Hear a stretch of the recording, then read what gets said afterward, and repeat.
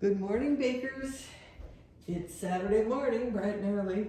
I'm running a little late today because I had to make bread for tomorrow. So I've got my dough going and I'm gonna have to do a stretch and fold soon. So I have to get going on this right away. I didn't feed it twice yesterday since I added too much flour in yesterday's video, but it's very nice. It rose up very well. You can see it's sort of the rim around the jar. It rose up and then settled back down. So it's doing very well. We would probably be able to bake with it very soon if we wanted to, the next couple of days, I would think. So let us get started with our 100 grams of water. And of course, that's a tad too much. I saw some measuring spoons the other day that were measurements in tad and smidge, and I can't remember, but those are prior to getting a scale. Those were my measurements. A tad, a smidge, a tinge. Okay, I'm gonna tare it today, and I'm gonna put in 25 grams. And as you can see, it's building strength. It's holding on to the spatula. So it's getting stronger every day. It will be ready, I'd say tomorrow or Monday.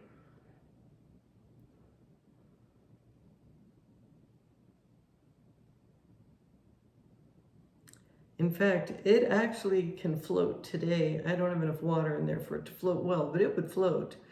So we're gonna be ready to use this to bake. Wow, so fast. I think the switching to the bread flour and whole wheat flour early on in the process, and then adding maybe a tiny bit more than it calls for. Today I used 29 grams because that's what dropped in there, so that's what we have. I want to say something else.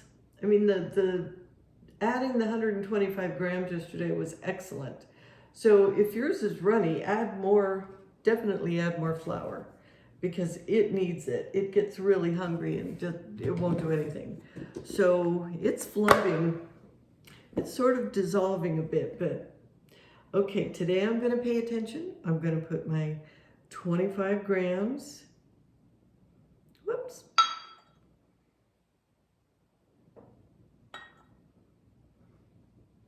See, when it hasn't actually touched the water, when it's just sitting on top of the water, you can take some out. Okay, so I got 28 grams in there today.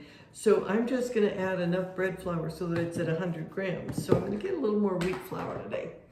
And when I show you these things, it's kind of to let you know that it's okay. I make mistakes constantly. And sourdough, although getting your starter going can be a little bit tricky, once you have it going, you can make a lot of mistakes and your bread will still turn out pretty good. So there we go. Exactly 100 grams. Mix, pour in the jar, and we're all set for another day. And I think tomorrow we'll do a float test and I'll show you how to make a leaven with your starter and then what to do with your starter. So tomorrow is a big day because I think this starter is definitely ready. In fact, you know what? It worked so well yesterday. I think I'm gonna add just a smidge more flour. Just a smidge. Why not? Let's go crazy. Let's be wild. Okay, so this is gonna be thick and dry.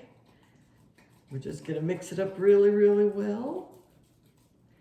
And then I'm gonna have to be ready to make that video early tomorrow because it's gonna be ready about, well, I bake my 2 loaves of bread that I swap for eggs every Sunday.